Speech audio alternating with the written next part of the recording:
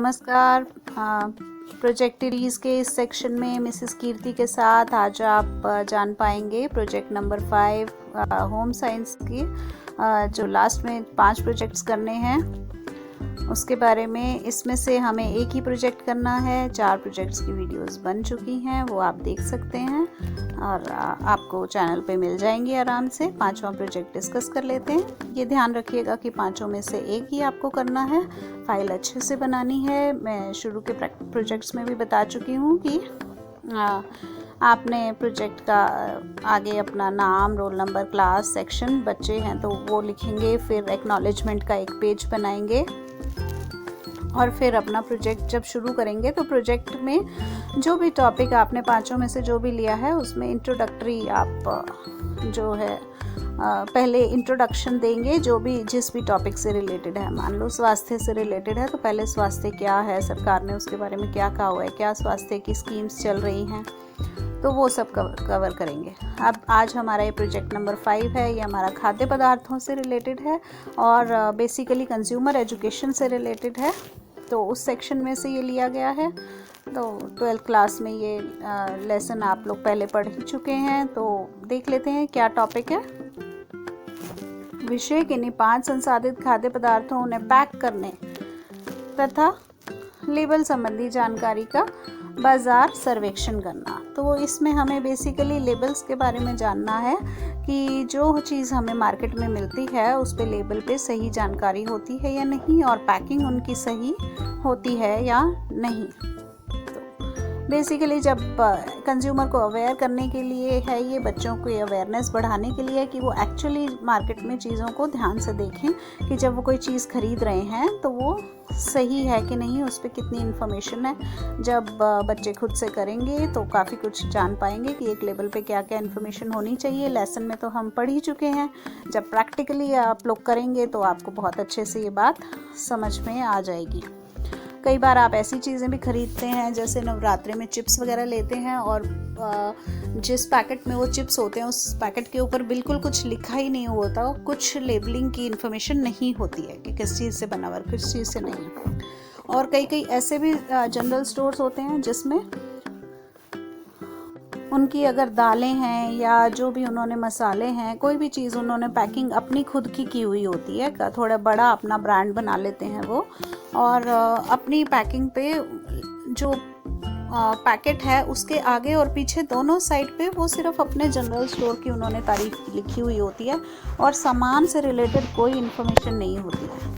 तो जब आप सामान को देखने निकलेंगे तो आप कई चीज़ों को समझ पाएंगे कि लेबल पर किस तरह की जानकारी दी होती है और सब लोग देते हैं कि नहीं देते। कई बार पैकेट पूरा का पूरा प्रिंटेड होता है, अच्छे से उसमें सब कुछ लिखा होता है, लेकिन जब आप उसे पढ़ते हैं तो आप देखते हैं कि इन्फॉर्मेशन सारी उस स्टोर की या उस ब्रांड के नाम की ही है, प्रोडक्ट से रिलेटेड उतनी इन्फॉर्मेशन दी नहीं गई है।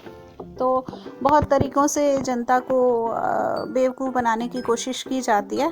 तो जब आप असली में इसे करेंगे तो आप ये जान पाएंगे। यही इस परियोजना का उद्देश्य है कि आपको सामग्रियों से इसके बारे में जागरूकता उत्पन्न हो, आप संसाधित खाद्य पदार्थों से परिचित हों और संसाधित खाद्य पदार्थों को पैक करने के लिए उपयोग में जो चीज़ें लाई जा रही हैं उनसे परिचित हों। तो देख लेते हैं कैसे करना है।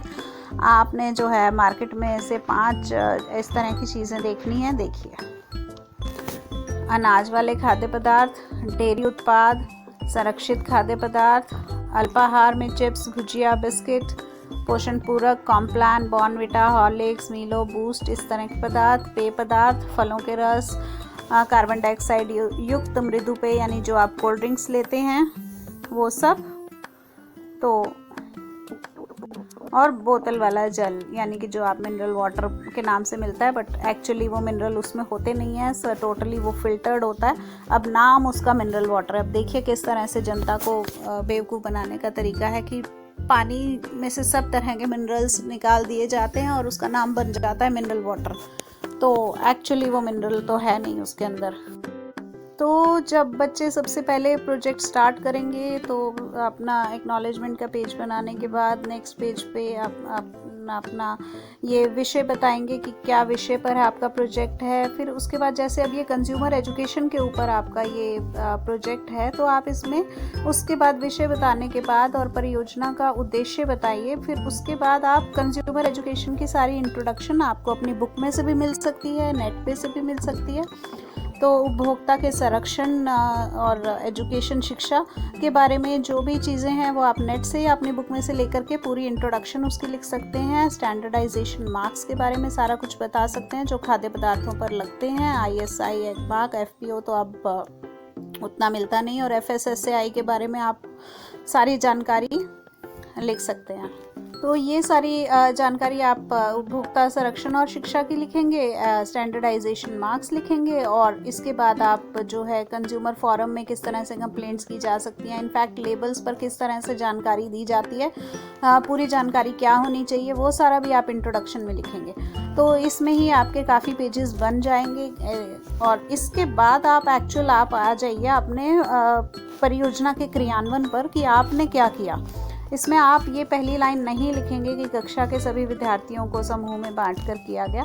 आप सिर्फ ये लिखेंगे कि जानकारी एकत्र करने के लिए तो दुकान और बाजार से निम्नलिखित जानकारी एकत्र करने के लिए पैकेट्स या उनके पैकेट्स इकट्ठे किए गए ताकि उनके लेबल की जानकारी ली जा सके। तो आपने जोन से चीज़ें उपलब्ध की आप उनका नाम लिख सकते हैं। उसके बाद आप ये नीचे टेबल जो दी गई है वो आप लिखेंगे, उसमें आप लिखेंगे उत्पाद का नाम जो आपने चीज़ ली है, और फिर उसे पैक करने के लिए क्या सामग्री यूज़ की गई। जैसे कि अगर दूध है तो दूध टेट्रा पैक में था या थैली में था, जो भी पैक करने के लिए क्या सामग्री उसकी लगी वो लिखिए। पैक करने की दिनांक या जो भी लेबल के ऊपर आपको सारी जानकारी मिलती है वो सारी जानकारी आप लिखें। आप इस टेबल फॉर्म के अलावा दूसरे तरीके से भी लिख सकते हैं कि आप एक के नीचे एक लिखते जा रहे हैं और सारा दिखा दीजिए। लेफ्ट हैंड साइड पे आप पैक करने की दिनांक लिख रहे हैं, राइट साइड पे आप उस डेट को मेंशन कर रहे हैं। दिनांक जिससे पहले उपयोग में लाएं यानी कि एक्सपायरी डेट, तो नीचे आप फिर उसके नीचे नेक्स्ट लाइन में आप ये डेट लिख सकते हैं। फिर उसका वेट बताएंगे। प्रमाणक चिन्ह यानी एग मार्क, FPO, ISI उसके ऊपर क्या लगा हुआ है या नहीं लगा हुआ है। अगर लगा हुआ है तो आप उसका नाम लिखेंगे, नहीं लगा हुआ है तो आप बताएंगे कि नहीं है। पोषण से रिलेटेड जानकारी जो न्यूट्रिटिव वैल्यू बताई जाती है वो बताएंगे कि उस पर क्या बताई गई है। इसमें तो आपको इतना ही दिया गया है, लेकिन आपको लेबल के ऊपर जितनी भी इंफॉर्मेशन है, मैन्युफैक्चरर का एड्रेस और कस्टमर सर्विस के लिए जो एड्रेस दिया जाता है, कई बार ईमेल आईडी या एड्रेस दिया जाता है। मैन्युफैक्चरर के अलावा जो जिसने वो प्रोडक्ट को सेल किया होता है, सेल करने के लिए उनका भी एड्रेस बताया जाता है। मार्केटिंग जिन्होंने की है उनका, और पोषण की जानकारी और जो उसके अंदर इंग्रेडिएंट्स है, सामग्री डली हुई है, वो सारी जानकारी भी दी होती है। FSSAI का लाइसेंस नंबर होता है, लॉट नंबर होता है, कोई और निर्देश होते हैं, चेतावनी होती है। हर तरह की जानकारी जो भी उस पर दी हुई है आप सारी की सारी अपने प्रोजेक्ट में मेंशन करेंगे। उसके बाद आप टिप्पणी करेंगे। टिप्पणी में आप बताएंगे कि सारी जानकारी लेबल पर थी या नहीं थी, नहीं थी तो क्या क्या होनी चाहिए थी। तो लास्ट थर्ड पॉइंट देख लेते हैं। उपरोक्त सारणी से प्राप्त जानकारी के आधार पर विभिन्न पैक करने वाली सामग्रियों की तुलनात्मक खूबियां और दोषों को अंकित करते हैं। तो ये प्रोजेक्ट में आप पांचों जो आप लेबल्स देखेंगे उनको आप लास्ट में कंपेयर करेंगे और उसमें क्या कमियां निकली और क्या खूबियां निकली अलग अलग पैक में। कंपनी का नाम, ट्रेडमार्क, ये सब भी आप बताएंगे ताकि आप उसको कंपेयर कर पाएँ। तो ये प्रोजेक्ट काफ़ी आसान है। सिर्फ 5 चीज़ें जो हम घर में आम यूज़ करते हैं आप उनमें से भी वो लेबल्स ले सकते हैं। आपको कहीं इसके लिए स्पेशल जाने की ज़रूरत नहीं पड़ेगी। घर में जो सामान आता है उन्हीं में से आप 5 प्रोडक्ट्स उठा लीजिए अलग अलग। तो इसमें 5-6 कैटेगरीज दी हुई हैं। अनाज वाले खाद्य पदार्थ एक कैटेगरी वो ले लीजिए, एक डेयरी उत्पाद का ले लीजिए। पनीर भी पैक्ड आता है मदर डेयरी का और अलग अलग कंपनीज़ का। वैसे मार्केट में नॉर्मली जो खुला मिलता है, लेकिन आपको क्योंकि लेबल्स और पैकिंग चेक करनी है तो आप बंधा हुआ पैक पैकिंग वाला लीजिए, नहीं तो मक्खन जो अलग अलग अमूल का मिल जाता है, घी का डब्बा होता है और लेबल्स होते हैं वो मिल जाएंगे। आइसक्रीम की पैकिंग देख सकते हैं।